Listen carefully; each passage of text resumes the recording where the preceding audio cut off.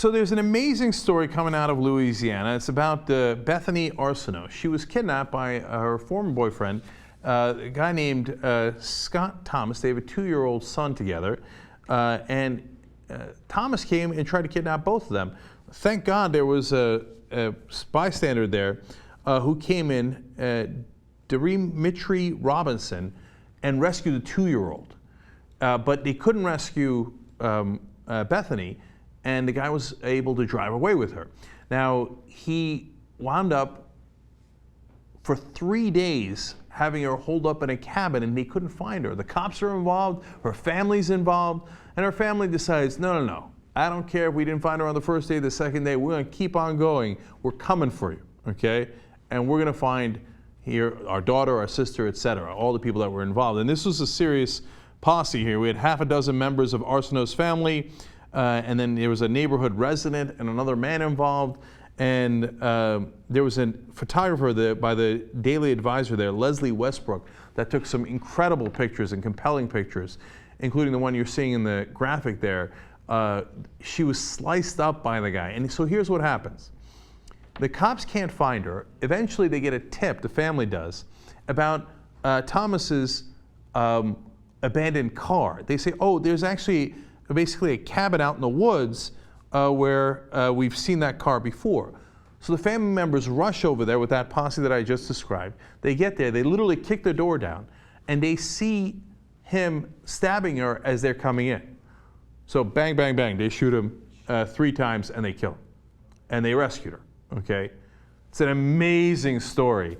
I love their tenacity. I love that they wouldn't take no for an answer.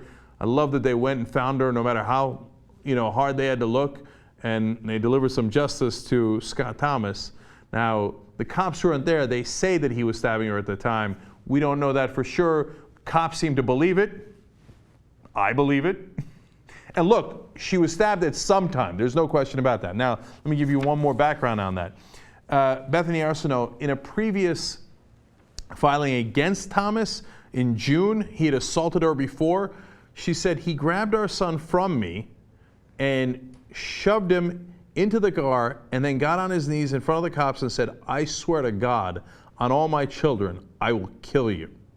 She also said in that report, he keeps threatening to kill us. He put a knife to my neck countless times. And apparently he went around the neighborhood all the time stalking her and looking for an opportunity. And this one time he happened to get that opportunity. He kidnaps her and then this happened. So look, at the end, the story ends heroically for the family. Thank God she's all right. She's at the hospital. Obviously, she's very hurt, but she saw her 2-year-old son again, and she's incredibly relieved. Now, since we're an inappropriate show, we'll ask an inappropriate question. This involves the TYT Supreme Court. Drop it.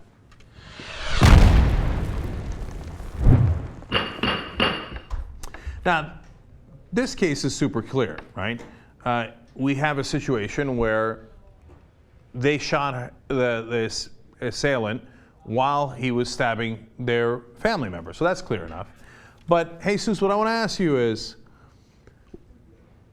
what if you walked in and that's your sister and the guy's on the other side of the room? You see that she's already been stabbed. The guy's threatened to kill her multiple times. He's obviously crazy, keeps coming after her. And, he's got a knife in the genital area, but he's not near her. Do you shoot? And my sister's already stabbed? Yeah. I think I might let one slip. Yeah. Yeah. Yeah, man, it's a tough question, man. Because, after he did that to your sister, to your family member, imagine if it's your daughter. Mm-hmm. Right? Yeah, I wouldn't take that chance, I think. That he'd come back. Maybe I'll shoot him in the legs. Yeah, but then, so I don't know. Look, I don't know. It's a tough question. It's a ridiculous moral quandary. We probably shouldn't even be asking the question. Nonetheless, Justice Iderola. So obviously we don't understand the exact circumstances. Like, we can hear that he was stalking her, and that's a word to us, but it's God knows how long, how many months of an experience that they've been dealing with the terror of that situation. And like you guys said, you don't know for sure that he won't be let out eventually, maybe on bail, maybe parole eventually, and it already seems like he has this history of these violent acts. At some point, why take the chance? Yeah. I thought somebody in here was going to be a liberal. Wrong again, Bob. Man, let's just put it this way. Look, when they went to go get bin Laden, they said, in the beginning, they said, oh, yeah, he had his gun and he was hiding behind his wife. Then we found out later he wasn't hiding behind his wife and he didn't have his gun, right? And they shot him anyway. I think that's too much. But if I walk in there and I see her looking like that, and that guy is within, I don't know, a 10-foot perimeter of any kind of weapon, and look, man, maybe you get to her before I do. I gotta do something, isn't it? It appears we're unanimous. Okay. We might be bad guys. I don't know. It's certainly not liberal of us. But somebody's got to do something, man. So, look, here's who I'm not messing with going forward. The Arceneaux family.